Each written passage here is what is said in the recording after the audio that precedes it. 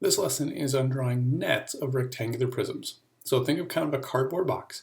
If we were to take that cardboard box and kind of cut open all the sides and kind of lay everything flat, so that way you can kind of see all the different sides of your box at the same time, it's all laying flat on the floor, that's what a net is. It's basically taking a three-dimensional shape and folding it flat so that you can see all the different faces, all the different sides of it, all at the same time. So to begin the lesson, let's get our notes page set up. Start with our learning target here in the middle. We have a new one, 6G4, represent three-dimensional figures using nets. And then our I can statement. I can draw and label the net for a rectangular prism. So before we get too far into this one, I want to show us a little model, just so you can kind of get an idea of what it is we're looking for here.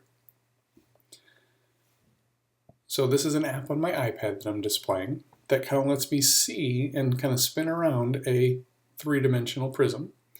So you can kind of see my bottom here in red. There's a matching top that's also the same size. My front here in green matches the back here in green. My left side in blue matches the right side in blue. So everything kind of has a matching side. There's 6 faces in all. What we're going to focus on today is how do we unfold this shape? How do we take this three-dimensional object with all these different sides, and how can we see all the sides or all the faces at the same time? So, kind of like I said, think of it kind of like a cardboard box. What if we were to unfold that cardboard box? Oh, a little too fast for me. Right? Just kind of think of it as uncurling that box.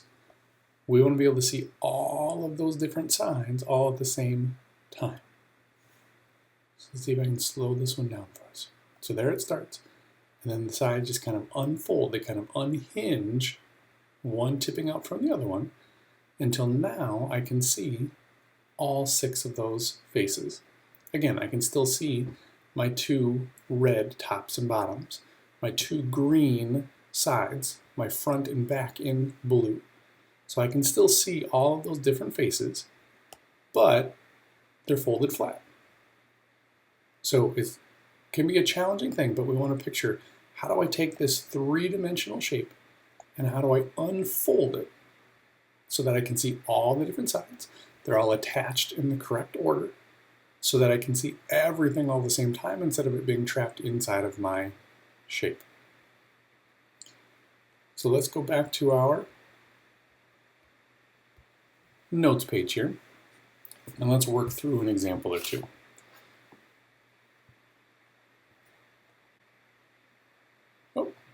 Jump too fast.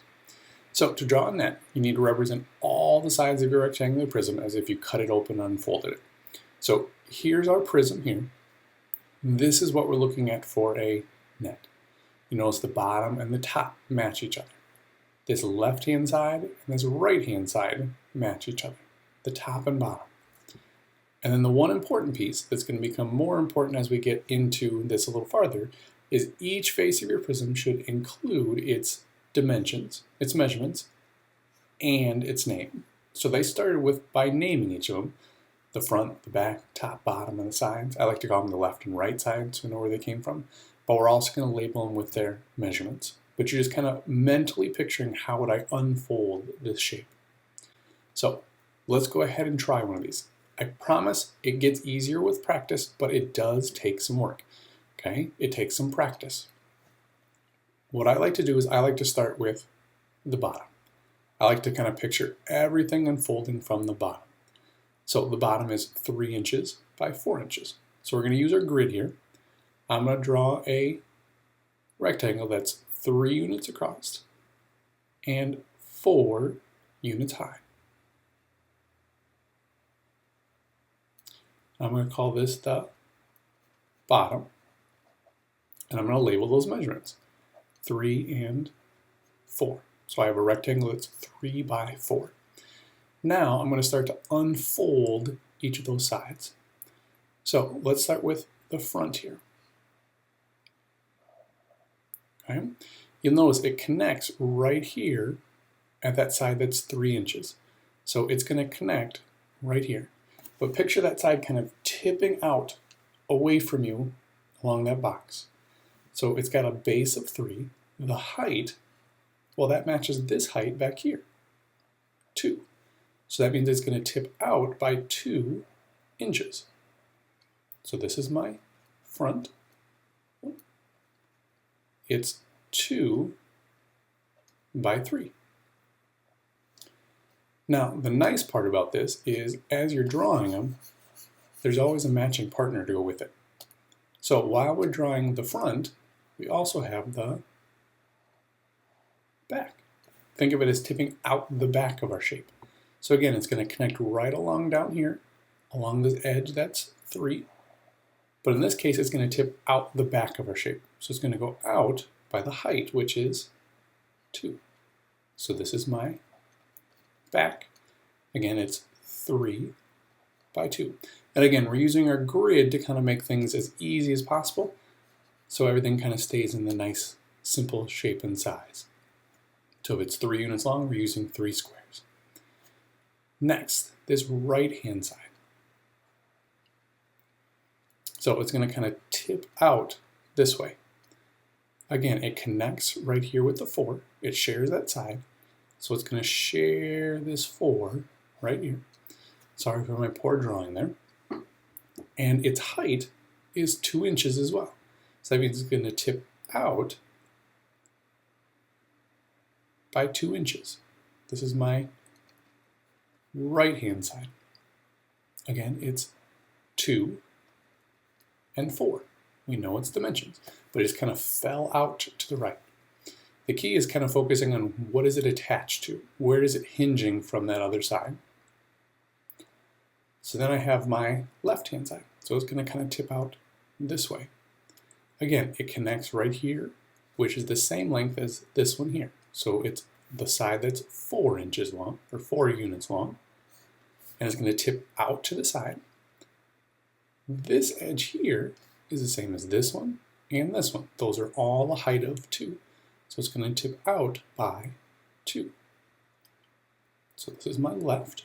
I always want to give it its name and then its measurement. It's 2 by 4. So you'll notice I'm just kind of unfolding the front, the back, the left, and the right. The only one I'm missing, and the only one we're prone to miss, just because it doesn't unfold quite as nicely, is don't forget about the top. Okay? So what I like to think of it as is the front tips out, and then the top flops out with it. So it shared this edge of 3. That's the part of the front that tipped out. So that's my 3 over here. And then it goes back by 4 inches. So I know it's going to have a measure of 4 inches going out this way. This is my top. Now technically you could have the top tip out from any one of those pieces. I just always kind of have it flip out to the front because I know I have space for it. But I go ahead and I label it 4 and 3. Now, I know I went through that quickly. I know I went through that and it didn't go through it in a great level of detail. It gets better with time. You got to give it some tries. So let's try one more together, and then we'll do lots of practice tomorrow in class. But the idea is just kind of, can you picture that side kind of unhinging and kind of folding out? So let's start with this one. I personally like to start with the bottom. I like to picture it like a real box. So the long edge here, you'll notice right up here, is 5. The short edge going this direction is 1. So I want to draw a rectangle that's 5 units by 1 unit. So 5 and 1. And this is my bottom edge, my bottom face. Everything unhinges from the bottom.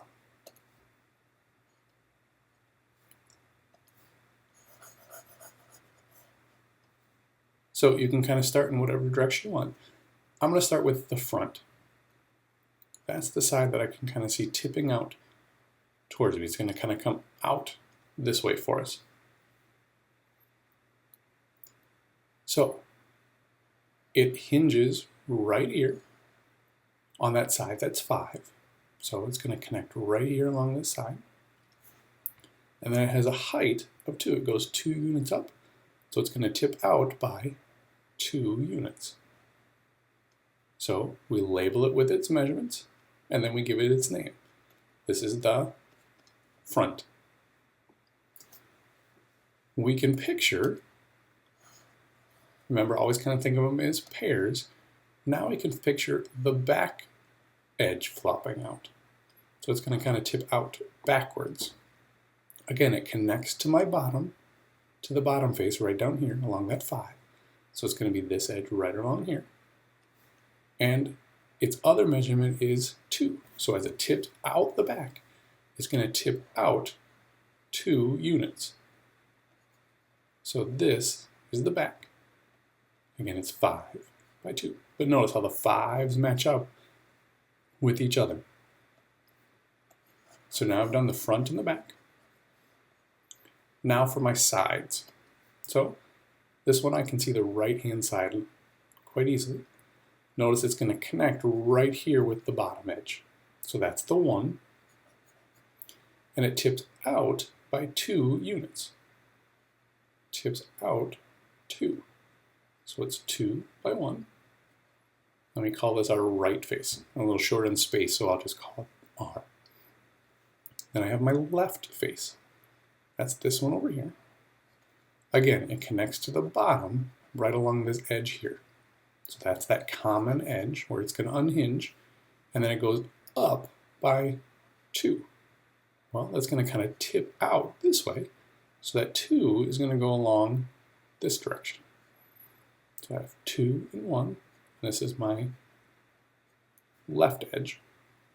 Now, if you've been paying attention, you should remember there's one more we tend to forget. Remember, it always has 6 faces for a rectangular prism.